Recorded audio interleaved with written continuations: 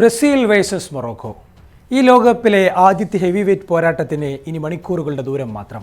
5 നക്ഷത്രങ്ങൾ നെഞ്ചിൽ തുന്നിച്ചേർത്ത കുപ്പായവുമായി കാനറിപ്പട വീണ്ടും വരികയാണ്. 24 വർഷത്തെ കാത്തിരിപ്പിനും അപമാനങ്ങൾക്കും അറുതി വേണം. ലോക ഫുട്ബോളിലെ സിംഹാസനത്തിലേക്ക് തിരികെ വരണം. സാമ്പാച്ചോടുകളുമായി അമേരിക്കൻ മണ്ണിൽ ആനന്ദ നൃത്തം ചവിട്ടണം. ജോഗോ ബൊണീറ്റയുടെ സുഗന്ധം വീണ്ടെടുക്കാൻ ബ്രസീൽ ആദ്യ ചുവട് വെക്കുകയാണ്. കണ്ണുകളെല്ലാം ന്യൂജേഴ്സിയിലെ മെഡ്ലൈഫ് സ്റ്റേഡിയത്തിലേക്ക്. ഇത് വെറുമൊരു മത്സരമല്ല, ഈ ലോകകപ്പിൽ ബ്രസീലിനുള്ള ലിറ്റ്മസ് ടെസ്റ്റാണ് ഈ മത്സരം. പക്ഷേ എതിരിടേണ്ടത് എളുപ്പമുള്ള ഇരയല്ല, ആഫ്രിക്കയുടെ സിംഹഗർജനങ്ങളാണ് മൊറോക്കോ. ഖത്തറിൻ്റെ മണ്ണിൽ സ്പെയിനിനെയും പോർച്ചുഗലിനെയും ചോര കുടിപ്പിച്ച അതേ അറ്റ്ലസ് ലയൺസ്. ഗ്രൂപ്പ് സിയിലെ 1-ാം സ്ഥാനക്കാരെ നിശ്ചയിക്കുന്ന അഗ്നിപരീക്ഷ. ഒടുവിൽ ഇരുവരും നേർക്കുനേർ വന്നത് 2023 മാർച്ചിലാണ്. അന്ന് ബ്രസീലിനെ 1-2 ഗോളുകൾക്ക് മുട്ടുകുത്തിച്ച ചരിത്രമുണ്ട് മൊറോക്കോക്ക്. ഖത്തറിലെ കുതിപ്പ് ഒരു ഭാഗ്യമല്ലെന്ന് തെളിയിക്കാൻ അവർ വരുമ്പോൾ മെഡ്ലൈഫ് സ്റ്റേഡിയത്തിന് തീ പിടിക്കുമെന്നുറപ്പ്.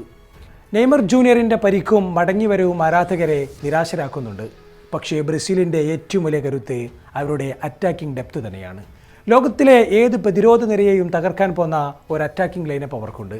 വിനീഷ്യസ് ജൂനിയറിൻ്റെ 1-on-1 ഡ്രിബ്ലിംഗ് വേഗതയും റഫീഞ്ഞയുടെ വൈഡ് അറ്റാക്കിംഗ് മികവും എതിരാളികളുടെ ഉറക്കം കെടുത്താൻ പോകുന്നതാണ്. ബാഴ്സയിൽ കാണുന്ന അതേ റഫീഞ്ഞയെയും റയലിൽ ഒറ്റയ്ക്ക് മത്സരം 10 ചെയ്യിക്കുന്ന വിനീഷ്യസിനെയും ബ്രസീൽ ആരാധകർ പ്രതീക്ഷിക്കുന്നു. പരിക്ക് കാരണം നെയ്മർ ഇതുവരെ പരിശീലനം തുടങ്ങിയിട്ടില്ല. പക്ഷേ അതിവേഗം അദ്ദേഹം തിരിച്ചു വരുന്നുവെന്നാണ് മെഡിക്കൽ റിപ്പോർട്ടുകളെല്ലാം പറയുന്നത്. നെയ്മറിൻ്റെ അഭാവത്തിൽ മഥവ്യൂസ് കുന്യ ആദ്യ 11-ൽ ഉണ്ടാകുമെന്നാണ് കരുതപ്പെടുന്നത്. മാഞ്ചസ്റ്റർ യുണൈറ്റഡിൽ അതിഗംഭീരമായ സീസണിന് ശേഷമാണ് ഡാൻസിംഗ് ഫീറ്റുമായി കുന്യ വരുന്നത്. ഗോളടിക്കാൻ എൻട്രിക്, കളിമാറ്റാൻ ഗബ്രിയേൽ മാർട്ടിനലി, ബെൻഫോർഡിൻ്റെ ഇഗാർ തിയാഗോ, ബോൺമൗത്തിൻ്റെ വണ്ടർ കിഡ് റയാൻ എന്നിവർ ബെഞ്ചിലും അവസരം കാത്തിരിപ്പുണ്ട്. ജാവോ പെട്രോയെ പോലെയുള്ള മികച്ച താരങ്ങളെ സ്ക്വാഡിൽ നിന്ന് മാറ്റേണ്ടത് ബ്രസീലിൻ്റെ അറ്റാക്കിംഗ് ആധിക്യം വ്യക്തമാക്കുന്നു. പക്ഷേ പ്രധാന പ്രശ്നം ഫുൾ ബാക്ക് പൊസിഷനിലാണ്. Cafu, Roberto Carlos, Dani Alves, Marcelo എന്നിവർ കാത്തുപോന്ന ആ ലഗസി കാക്കാൻ ഇന്ന് ആരുണ്ട്? വെസ്ലിയുടെ പരിക്ക് ഒരു പ്രധാന പ്രശ്നമാണ്.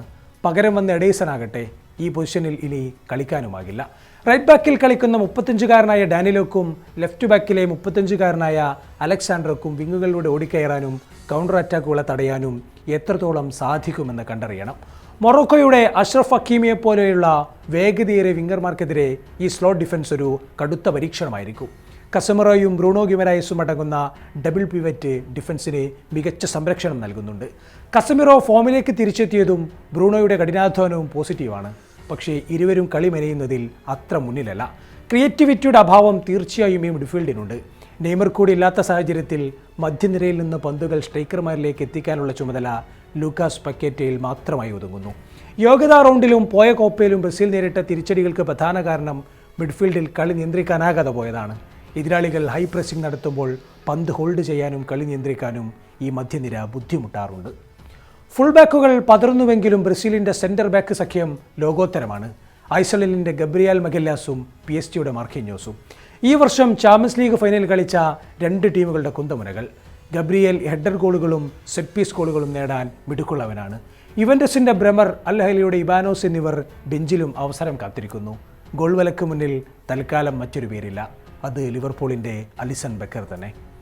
ആഫ്രിക്കൻ വൻകരയെ ഒന്നാകെ കോരിത്തെരിപ്പിച്ച സെമിഫൈനൽ കുതിപ്പിന് ശേഷം മൊറോക്കോ വീണ്ടും ഒരു ലോകവേദിയിലേക്ക് വരുന്നത് ആഫ്രിക്കൻ ചാമ്പ്യന്മാർ എന്ന തലക്കനത്തോടെയാണ്. മുൻ കോച്ച് വാലിദ് റഗ്രാഗുയുടെ പെട്ടെന്നുള്ള രാജിക്ക് ശേഷം ചുമതലയേറ്റ മുഹമ്മദ് ഔഹാബി ടീമിന് കൂടുതൽ അറ്റാക്കിംഗ് മൈൻഡ് സെറ്റ് നൽകിയിട്ടുണ്ട്. മൊറോക്കോയുടെ ഏറ്റവും വലിയ പ്ലസ് പോയിന്റ് വിങ്ങുകളിലൂടെയുള്ള അവരുടെ അതിവേഗ അറ്റാക്കിംഗ് ആണ്. ലോകത്തെ ഏത് വമ്പൻ ടീമിനെയും വിറപ്പിക്കാൻ പോകുന്ന വിങ് ബാക്കുകൾ അവർക്കുണ്ട്. PSG ലോകോത്തര റൈറ്റ് ബാക്ക് അഷ്റഫ് ഹക്കീമിയാണ് ടീമിൻ്റെ ഹൃദയം. പുതിയ കോച്ചിൻ്റെ ശൈലിയിൽ ഹക്കീമി കൂടുതൽ അഡ്വാൻസ്ഡായി മുന്നേറി കളിക്കുന്നു. ഇതിനൊപ്പം റയൽ മാഡ്രിഡിൻ്റെ ബ്രാഹിം ഡയസ് കൂടി വലത് ഹാഫ് സ്പേസിൽ ഒന്നിക്കുന്നതോടെ ആ വിങ് അതീവ മാരകമാകുന്നു.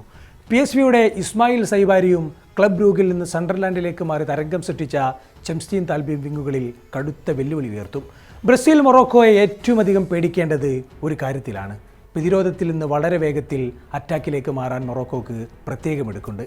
യോഗ്യതാ റൗണ്ടിൽ അവർ അടിച്ചുകൂട്ടി 22 ഗോളുകൾ ഇതിന് തെളിവുമാണ്. ഒളിമ്പ്യാക്കോസിൻ്റെ സൂപ്പർ സ്ട്രൈക്കർ അയ്യൂബ് എൽ കാവി കരിയറിലെ ഏറ്റവും മികച്ച ഫോമിലൂടെയാണ് കടന്നുപോകുന്നത്. യൂസഫ് എൽ നസ്രിയെ മറികടന്ന് ഇപ്പോൾ ടീമിൻ്റെ 1-ാം നമ്പർ സ്ട്രൈക്കറായി 32-കാരൻ്റെ ഫിനിഷിംഗ് മികവിലും മൊറോക്കോക്ക് വലിയ പ്രതീക്ഷയുണ്ട്. ടൂർണമെൻറ്റിന് തൊട്ടു മുമ്പ് മൊറോക്കോ ക്യാമ്പിനെയും പരിക്കുകൾ പിടിച്ചുലച്ചിട്ടുണ്ട്. വെസ്റ്റ് ഹാമിൻ്റെ കരുത്തനായ സെൻട്രൽ ബാക്ക് നയേഫ് എഗാഡിന് അവസാനവട്ട സൗഹൃദ മത്സരത്തിൽ പരിക്കേറ്റ് ലോകകപ്പ് നഷ്ടമായത് കനത്ത പ്രഹരമായി. വമ്പൻ ക്ലബ്ബുകളുടെ ടാർഗറ്റിലുണ്ടായിരുന്ന വിങ്ങർ അബ്ദെ എസ്സൽസൂലി പുറത്തായതും മൊറോക്കോക്ക് വലിയ തിരിച്ചടിയാണ്.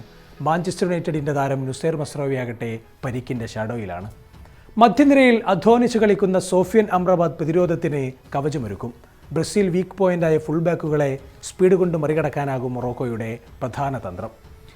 തങ്കനൂലിൽ നെയ്ത തന്ത്രങ്ങളുമായി എത്തുന്ന കാർലോ ആഞ്ചലോട്ടിയിലാണ് ബ്രസീലിൻ്റെ പ്രതീക്ഷകളെല്ലാം. മാൻ മാനേജിംഗിൽ അതിഗംഭീരനാണ് ആഞ്ചലോട്ടി. മൊറോക്കോയെ മലർത്തിയടിച്ചാൽ ഈ ബ്രസീൽ ടീമിൽ ആരാധകർക്ക് വാനോളം പ്രതീക്ഷ വെക്കാം. മറിച്ചാണെങ്കിൽ ആഞ്ചലോട്ടിക്ക് ഇനിയുള്ള യുദ്ധങ്ങളെല്ലാം കടുക്കും. അപ്പോൾ ബാക്കിയെല്ലാം മൈതാനത്ത് കാണാം.